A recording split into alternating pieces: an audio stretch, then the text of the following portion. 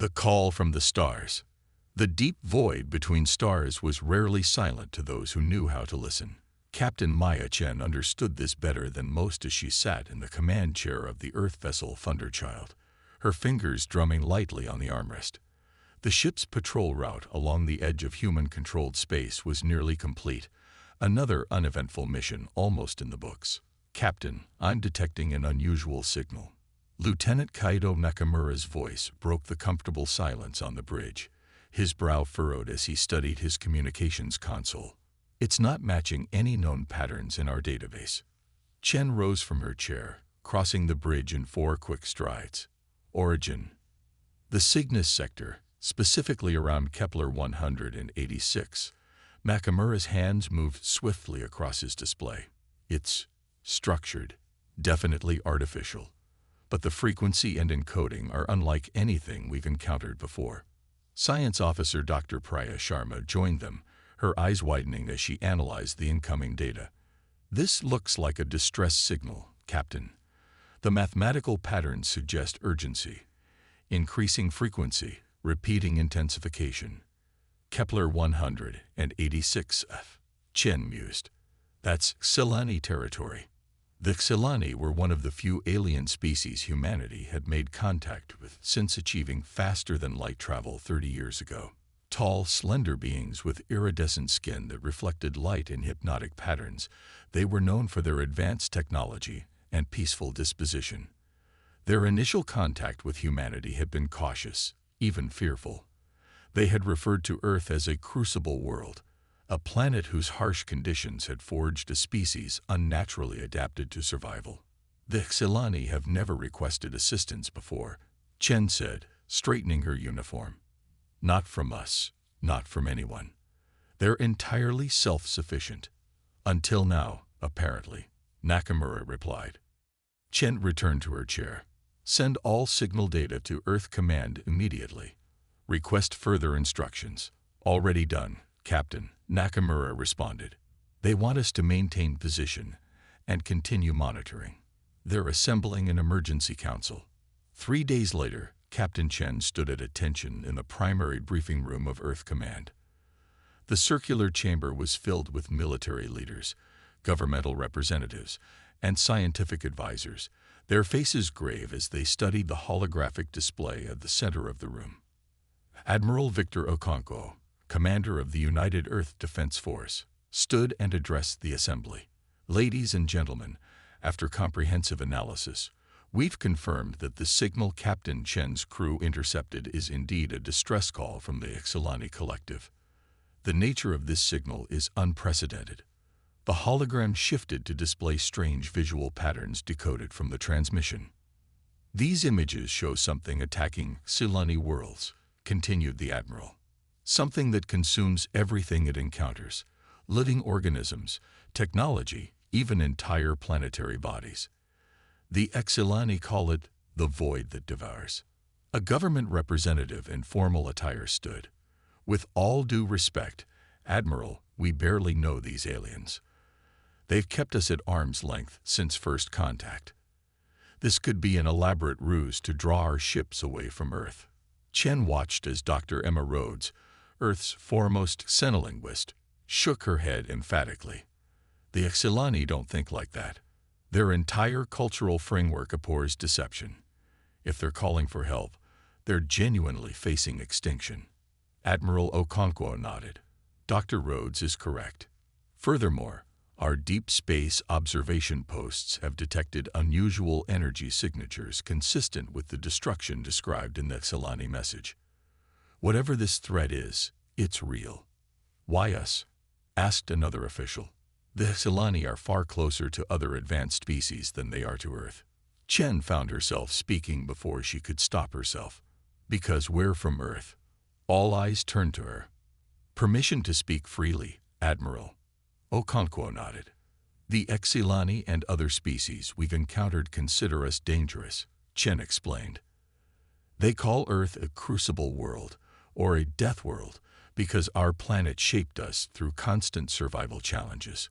Predators, diseases, natural disasters, and our own conflicts. They fear our capacity for violence, But right now, that's exactly what they need. Admiral Okonkwo's expression hardened with resolve. Captain Chen is right. The Exilani have called Earth because they need warriors, and humanity has the fiercest in this quadrant of the galaxy. He turned to address the entire room. I propose we send aid, not just a token response, but the full might of Earth's fleet. The council deliberated for hours, but in the end, the decision was made. Humanity would answer the call. 1 week later, Fleet Commander Sofia Mendez stood on the bridge of the supercarrier Invictus, the largest warship humans had ever constructed. A veteran of Earth's last major conflict, the African Resource Wars, she had hoped never to lead soldiers into battle again. Yet here she was. "Commander, all ships report ready," announced her XO, Commander David Chen, no relation to Maya. Mendez gazed at the tactical display showing the assembled armada.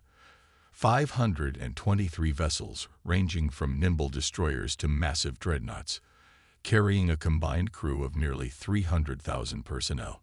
It was the largest military force humanity had ever gathered in one place. "Open a channel to all ships," she ordered. "Channel open, Commander." Mendez drew a deep breath. "Attention all vessels of the Earth Expeditionary Fleet.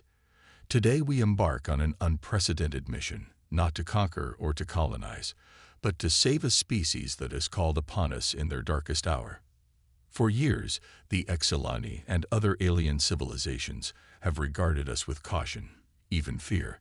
They call our world a death world, and see humans as unpredictable and potentially dangerous. Today, those same qualities may be the salvation of an entire species. We face an enemy unlike any we have encountered before. We do not know its weaknesses or its full capabilities. What we do know is this: when the Exilani faced annihilation, they called Earth. They called us. As we journey to the Kepler system, each of you will be briefed on all available intelligence. We will prepare, we will train, and when we arrive, we will fight with the full might and determination that has allowed humanity to survive on our beautiful but unforgiving world. Remember your training. Trust your crewmates. And never forget what we are fighting for. Not just the survival of the Exilani, but to prove that humanity's strength can be used to protect as well as to conquer." Fleet command out. As the communication ended, Mendez turned to her navigation officer. "Set course for the Kepler 186 system. Maximum sustainable speed." "Course laid in, Commander." "All ships, engage." Across the vast formation, hundreds of engines flared to brilliant life, propelling the massive fleet forward. As the Invictus led them into the darkness between stars, Mendez found herself wondering what kind of threat could frighten a peaceful, technologically advanced species into calling strangers for help. Soon, they would find out. During the 2-week journey to the Kepler system, every ship in the fleet transformed into a hive of activity. In the destroyer Harrier, Lieutenant Zora Capri led her fighter squadron through endless drills. Again, she shouted as the pilots completed another virtual combat run. "Tighten your formation. Whatever this enemy is, it won't give you second chances." On the research vessel Galileo, Dr. Marcus White pored over the Exilani distress signal, extracting every bit of information he could. "There's more here," he muttered to his team as they worked around the clock. "The signal has data packages embedded within. The Exilani were trying to tell us something about what they're fighting." As the fleet approached the edge of the Kepler system, Captain Maya Chen's Thunderchild took point position, its advanced sensors probing ahead for any signs of danger. "Contact," called out Senior Sensor Officer Ramirez. "Multiple vessels detected at the outer boundary of the system." "Configuration?" Chen asked, tension evident in her voice. "Mixed, Captain. I'm reading several Exilani designs, but also others. At least 6 different construction patterns." Chen frowned. "Hostiles?" "Negative. They're maintaining position. No weapons charge." Ramirez looked up from his console. "Captain, they appear to be waiting." "Transmit our identification and alert Fleet Command," Chen ordered. Let's find out who's waiting for us. Within minutes, a transmission reached the Thunderchild. The main view screen activated to show Ixalani, its slender form and opalescent skin unmistakable. Its large, multifaceted eyes blinked slowly as it regarded the humans. "Greetings, vessels of Earth," the Ixalani said in a melodious voice. "I am Emissary Talon. On behalf of the remaining Xilani and our fellow refugees, I thank you for answering our call." Captain Chen stepped forward. "This is Captain Maya Chen of the Earth vessel Thunderchild. We've come to render assistance, though I'm surprised to see ships from other species here." Talon's skin rippled in what Chen recognized as an expression of sorrow. "We sent our distress call to many civilizations, Captain. Earth is the only one that responded with a war fleet. The others sent observers, diplomats, or small relief vessels. What you see here are refugees who escaped the Harvesters' attacks on their homeworlds." The camera view widened to show other aliens behind Talon, some with exoskeletons like massive arthropods, others that seemed composed of crystalline structures, and still others with forms so alien that Chen struggled to comprehend their biology. "The Harvesters?" she asked. "That is what we call the entity that pursues us," Talon explained. "It is not one creature but many working as a collective consciousness. They consume all matter they encounter, organic, inorganic. It makes no difference. And with each world they devour, they grow stronger and more intelligent. Fleet Commander Mendez would like to meet with you and the other species representatives," Chen said. "We have much to discuss." "Indeed," Talon agreed. "Time is short. Our sensors detect the Harvester's approach. They will reach this system within 3 Earth days." As the transmission ended, Chen turned to her communications officer. "Alert Fleet Command immediately. The enemy will be here in 3 days." As she spoke, the main Earth fleet emerged from hyperspace, hundreds of warships appearing like stars suddenly born in the darkness. For the first time in galactic history, humans were about to join forces with multiple alien species against a common enemy. Whether this unlikely alliance would be enough to stop the Harvesters remained to be seen, but one thing was certain. The Deathworlders had arrived, and they had come ready for war. Deathworlders unleashed. The conference room aboard the supercarrier Invictus had never been designed to accommodate 7 different species.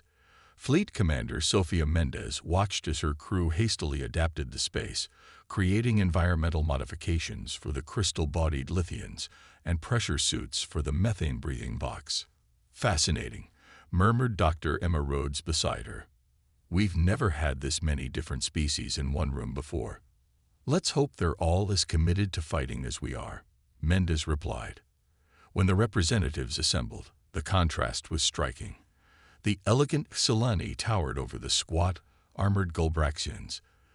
The amorphous Vox floated in containment suits next to the plant-like Arborians, whose bark-like skin rustled with each movement. Emissary Talon stepped forward. "Commander Mendez, allow me to introduce our allies in this struggle." After the introductions, Mendez addressed the gathering. "We've studied your transmission data, but we need to know everything about this enemy if we're going to defeat it." A Golbraxian representative named Korg advanced, his heavy exoskeleton clanking against the floor. "My colony was among the first to fall," he said, his words translated through a device on his chest. "We are warriors by nature and fought with honor.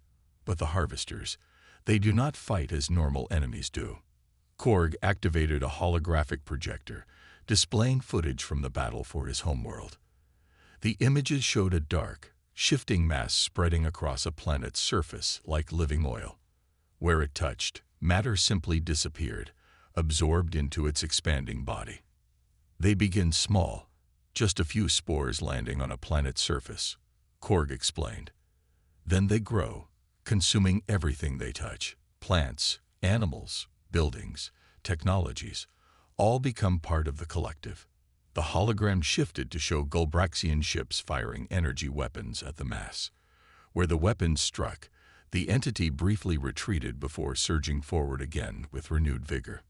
"We destroyed parts of it, but it adapted to our weapons. By the third day, our attacks did nothing. By the fifth day, half our world was gone. Mendez studied the footage carefully. How does it travel between worlds? A Lithian scientist answered, its crystalline body refracting light as it moved. The harvesters create what we call spore ships, vessels constructed from consumed matter. These ships travel to new worlds and begin the cycle anew. And they're learning from everything they consume, added Dr. Rhodes. If they absorb a weapon, they understand how it works and develop immunity. If they consume a living being, they gain that being's knowledge. Mendez turned to her tactical officer. Commander Riggs, your assessment. Commander James Riggs had spent 30 years in Earth's military. His expression was grim as he rewatched the footage. This enemy adapts to repeated tactics. Standard military doctrine won't work here. We can't rely on overwhelming force or consistent strategy. He looked up. We need to be unpredictable. Never use the same weapon or tactic twice. Korg made a grating sound that the translator didn't catch. Coordination would be difficult across so many different ships and species. Then we integrate, Mendez said decisively. We create mixed crews, combine our technologies, share tactical knowledge. Fight as one unified force. The alien representatives exchanged glances of surprise. You would allow non-humans aboard your warships? Asked an Arborian, its leafy appendages rustling. If it helps us win, yes, Mendez confirmed. You need our firepower and tactical experience. We need your knowledge of the enemy and how you fought it so far. Together, we're stronger than apart. After a moment of silence, Talon spoke. The commander is right. We must fight as one if we hope to defeat the harvesters. One by one, the representatives signaled their agreement. Korg approached Mendez and extended a clawed appendage in what was clearly a learned human gesture. We will fight with you, Commander of Earth. Your ways are strange to us, but so is defeat to you, I think. Mendez clasped the offered claw carefully. We don't plan on learning about defeat today. Over the next 48 hours, the unlikely alliance prepared for battle. Human officers transferred to alien vessels to help improve their defenses, while alien representatives came aboard human ships to share their knowledge and technologies. On the destroyer Harrier, Lieutenant Zora Katri found herself teaching Xilani pilots how to fly in tighter, more aggressive formations. Your vessels are more maneuverable than ours, a Xilani pilot observed, but you fly so close together. It seems unnecessarily dangerous. It is dangerous, Chatri admitted with a grin, but it makes us harder to hit and lets us concentrate our firepower. Sometimes you have to be a little crazy to win. Meanwhile, Dr. Wei worked with Lithian scientists to modify Earth's weapons. If the harvesters adapt to energy signatures, we need to create randomized frequency modulators, he explained. Every shot will be different. They won't have time to develop immunity. Commander Riggs collaborated with Golbraxian warriors on boarding tactics. If conventional weapons fail, we go hand to hand, he told them. We've been fighting each other and our world for our entire evolutionary history. Now we use those skills to save others. A curious evolution, noted Korg. To become dangerous in order to become protectors. The sensors picked up the harvester vessels 12 hours before their estimated arrival. 3 massive ships, each nearly the size of a small moon, their surfaces black and shifting like the entity they contained. Commander Mendez addressed the combined fleet from the bridge of the Invictus. All vessels, battle stations, implement Tactical Plan Alpha. Remember, diversity is our strength. Use different weapons, different strategies. Don't give them time to adapt. The human alien fleet arranged itself in a defensive formation around the refugee ships. The plan was simple but flexible. Hit the enemy with everything they had, constantly changing tactics, weapons, and attack vectors. When the harvester ships entered range, the battle began. The first wave of attacks came from the Lithian crystalline beam weapons, slicing through the outer hull of the lead harvester vessel. Dark matter oozed from the wounds, but quickly reformed. Phase 2, ordered Mendez. Earth's electromagnetic pulse weapons fired next, temporarily disrupting the Harvester's cohesion. Gulbraxian ships followed with gravity weapons that distorted the enemy's mass. For a moment, it seemed to be working. The Harvester vessels slowed, their surfaces rippling as they struggled to adapt to the multiple attack types. Then, without warning, tendrils of darkness shot out from the wounded ships, latching onto several smaller vessels in the Alliance fleet. Within seconds, the captured ships were being consumed, their crews screaming over communication channels before falling silent. "They're adapting faster than we anticipated," shouted Commander Riggs. Mendez watched in horror as the Harvesters absorbed their first Earth destroyer, the Relentless. 800 crew members, gone in moments. "All ships, implement Omega Protocol," she ordered. "Fall back and regroup." As the Alliance fleet retreated to a safer distance, Mendez called an emergency council. "Our current strategy isn't working," she admitted. "They're adapting too quickly." Dr. Wei stepped forward, his expression intense. "Commander, I've been analyzing the Harvester biology based on sensor readings. They're not just adapting. They're learning. But there's a pattern to their learning process. They prioritize defense against whatever hurt them most recently." "How does that help us?" asked Korg. "We need to trick them," Wei explained. "Make them think our real weapon is something else. Like a vaccine. Introduce a weakened threat first, so they build immunity to the wrong thing." Mendez nodded slowly. "A decoy strategy. We make them adapt to a lesser threat, then hit them with our real weapons while their biology is still reconfiguring." "Precisely," Wei said. "And I have an idea for what our real weapon should be." The plan was desperate but ingenious. Earth scientists had discovered that the Harvester's cellular structure was susceptible to a specific resonance frequency that disrupted their ability to communicate with each other. But delivering that frequency would require getting close, dangerously close. "The Thunderchild is the fastest ship in the fleet," Captain Chen volunteered. "We can deliver the resonance device." Mendez looked at her gravely. "This is essentially a suicide mission, Captain." Chen's expression didn't waver. "The Silani called Earth because they needed warriors willing to do whatever it takes. Let's show them they called the right planet." The second battle began with a massive barrage from the entire fleet, each ship using its most basic, least effective weapons. As predicted, the Harvesters adapted quickly, their outer layers hardening against the attacks. Then, as the enemy focused on the main fleet, the Thunderchild accelerated to maximum speed, aiming directly for the largest Harvester vessel. "All power to engines and shields," Chen ordered. "Structural integrity fields at maximum." The sleek destroyer streaked across space like a bullet, dodging tendrils of darkness that reached out to grab it. Smaller Alliance ships provided covering fire, drawing the Harvester's attention whenever possible. "We're within range," called out Lieutenant Nakamura. Activating the resonance device. The Thunderchild shuddered as the device powered up, emitting the precise frequency that disrupted the Harvester's hive mind. Immediately, the enemy vessel began to convulse, its cohesive form breaking apart as individual cells lost connection with the collective. "It's working," Nakamura shouted over the groaning of stressed metal.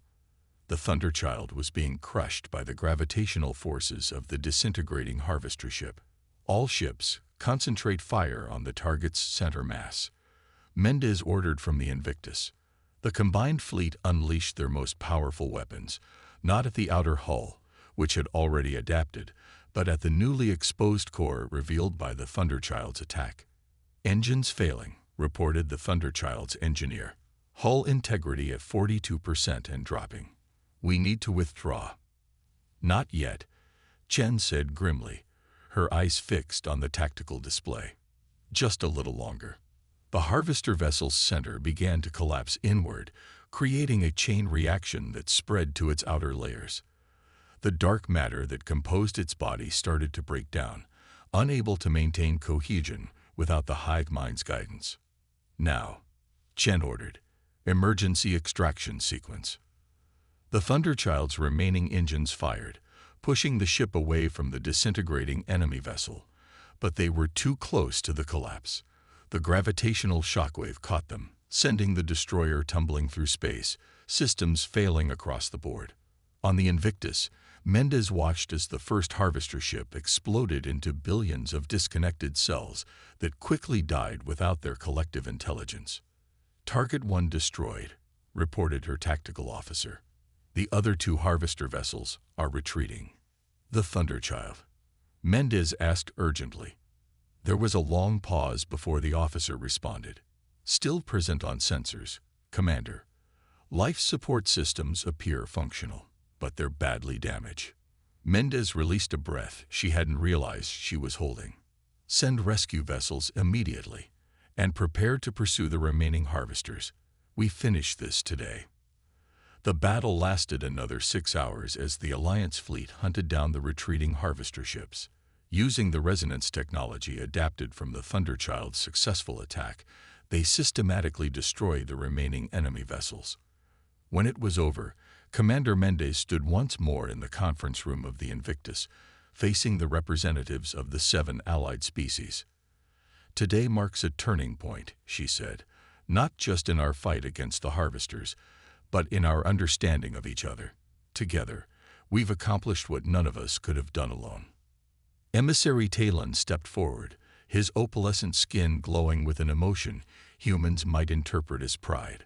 "The Exilani and our fellow species have long regarded Earth as a dangerous world that produced a dangerous species. Today we understand that sometimes, when facing annihilation, what you need most is a dangerous ally." Korg, the Gulbraxian warrior, joined them. "My people have a saying.